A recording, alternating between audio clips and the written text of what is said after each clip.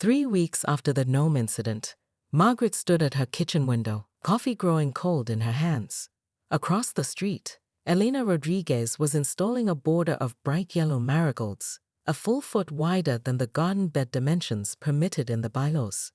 Margaret's first instinct was to reach for her measuring tape, but the memory of becoming TikTok's Hey Karen stopped her. Instead, she seethed quietly, watching as other neighbors stopped to compliment Elena's gardening. Some even brought plants to contribute. It felt like a deliberate provocation. That evening at the monthly HOA meeting, attendance had tripled. Residents who had never shown interest in community governance now filled the community center's meeting room, many wearing yellow marigold pins in silent protest. Moving on to new business, Margaret said tightly, trying to maintain control of the meeting. I've noted several landscaping violations that require. I motioned to review and update the bylaws, interrupted Devon Washington, a typically quiet resident from Oak Lane. Many of these rules were written 20 years ago and don't reflect our community values today. The room erupted in applause. Margaret racked her gavel. Order. Such a motion requires proper submission in writing 2 weeks before. Second the motion, called Bill Kennington. The betrayal from her fellow board member stung like a physical blow. All in favor? Devon asked, completely usurping Margaret's authority. A forest of hands shot up. This is completely out of order. Margaret's voice rose an octave. You can't just. The bylaws allow for emergency motions with a 2/3 majority. Bill explained gently. Look, Margaret, people are unhappy. The rules have become too restrictive. Margaret felt the control she'd cultivated slipping away. Without these standards, property values will plummet. Is that what everyone wants? Elena Rodriguez stood up. What we want is a community, not a dictatorship. My family has lived here for 12 years, and lately, it feels like we're walking on eggshells in our own neighborhood. Murmurs of agreement rippled through the crowd. Margaret's face flushed. I've given countless hours to maintain the standards of this community. Before I became president, people were installing satellite dishes and painting their shutters whatever colors they pleased. And yet, we all survived. Someone called out, triggering laughter. The meeting concluded with the formation of a bylaw review committee, one that didn't include Margaret. She drove home in silence, knuckles white on the steering wheel. In her driveway, she noticed something she'd missed earlier. Her next-door neighbor had installed solar-powered pathway lights without approval. 2 doors down, someone had put up a basketball hoop. The rebellion was spreading. That night, Margaret couldn't sleep. She'd built her identity around being the neighborhood guardian, the protector of property values and proper aesthetics. If she wasn't that person anymore, who was she? At 3 a.m., she found herself scrolling through old photos on her phone. Community picnics from years ago, neighbors smiling together at holiday gatherings. When had things changed? When had she changed? Morning brought an unexpected visitor. Elena Rodriguez stood at her door holding a peace offering, a potted yellow marigold. I thought you might want to add some color to your garden, Elena said cautiously. Margaret stared at the plant, a symbol of everything she'd been fighting against. Margaret Holloway stood in her neighbor's front yard at 6:30 a.m. on a Sunday, measuring tape extended, mouth pinched into a tight line that neighbors had come to recognize as the precursor to neighborhood chaos. Her floral blouse fluttered in the morning breeze as she documented the exact dimensions of the newly installed garden gnome. Precisely 3/4 of an inch taller than the Sunny Hills Homeowners Association bylaws permitted. Section 7, Paragraph 4, Subsection B clearly states that lawn ornaments cannot exceed 18 inches in height. She announced to no one in particular, though her voice carried across the cul-de-sac. Several curtains twitched as neighbors peered out, recognizing the telltale signs of what they'd come to call a Karen-tastrophe. The object of her scrutiny, a cheerful ceramic gnome holding a fishing pole, had been placed by the Rodriguez family just yesterday to commemorate their son's first fishing trip. Margaret snapped a photo with her phone, the flash unnecessarily bright in the morning sun. Excuse me, what are you doing on my lawn? Elena Rodriguez appeared at her front door in a bathrobe, coffee mug in hand. Margaret straightened, adjusting her perfectly coiffed blonde bob, documenting a clear violation. This will need to be removed immediately.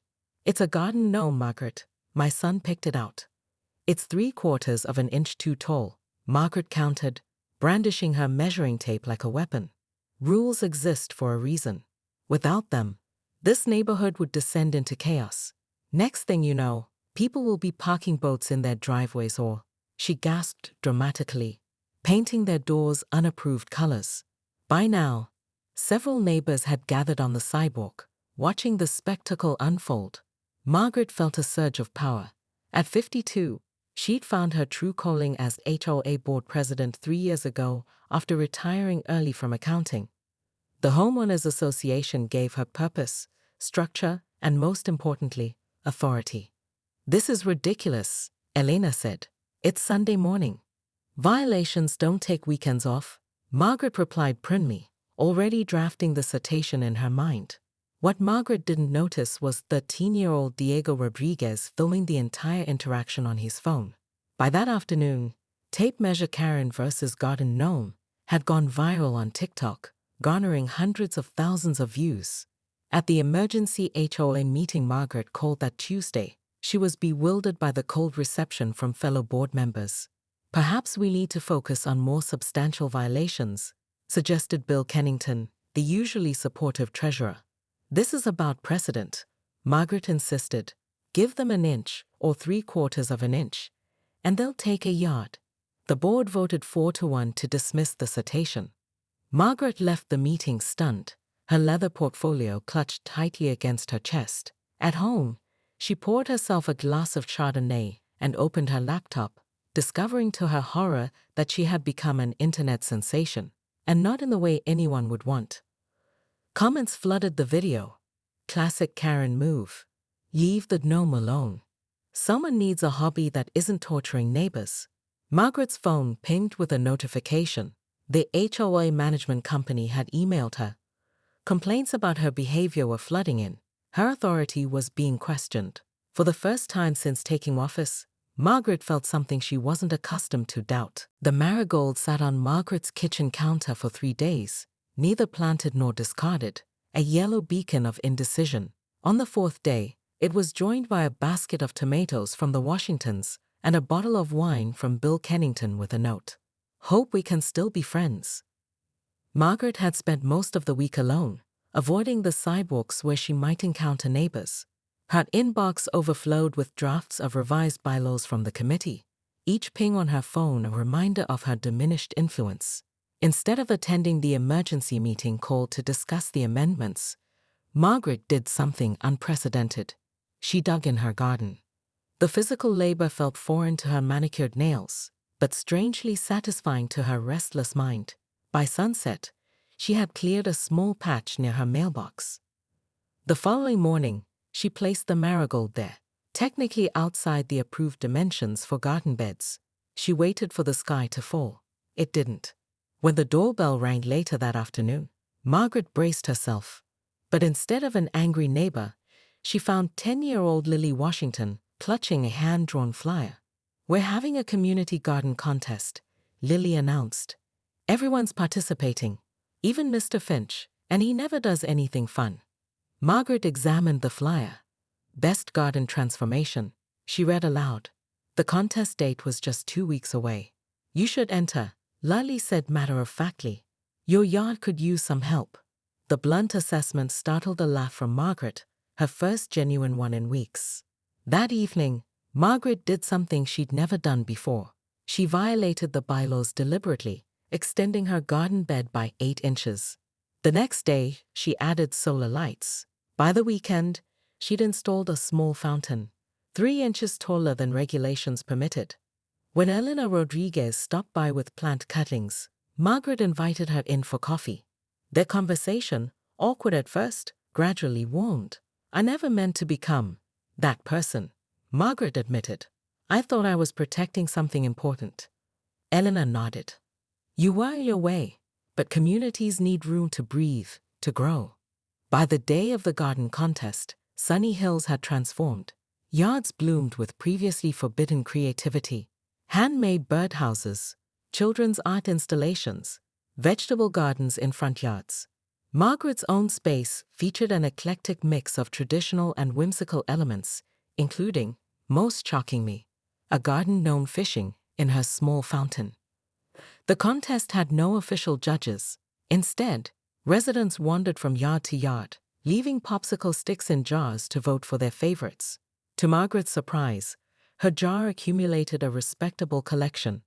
At the community picnic that followed, Margaret found herself approached by Devon Washington. "The bylaw committee has an opening," he said. "We could use someone with your attention to detail, not to restrict things, but to help us find the right balance." Margaret hesitated. "I'm not sure I'm the right person anymore." "Actually," Elena chimed in, joining their conversation, "I think you're exactly the right person now."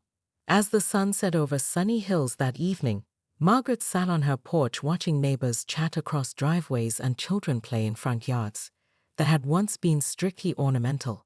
Her measuring tape gathered dust in a drawer inside. There would be new challenges ahead.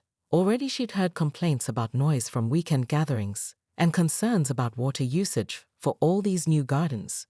But perhaps, Margaret thought as she fingered the honorable mention ribbon pinned to her blouse, measuring the right things was what mattered most. And some things, like community, couldn't be measured with a tape. She made a mental note to bring up community water conservation at the next meeting, not as a restriction, but as a shared challenge. Perhaps she had something valuable to contribute after all. From her porch, she could just make out the fishing gnome by her fountain, its cheerful face catching the last rays of sunlight. Margaret smiled, wondering what other surprises this new chapter might bring.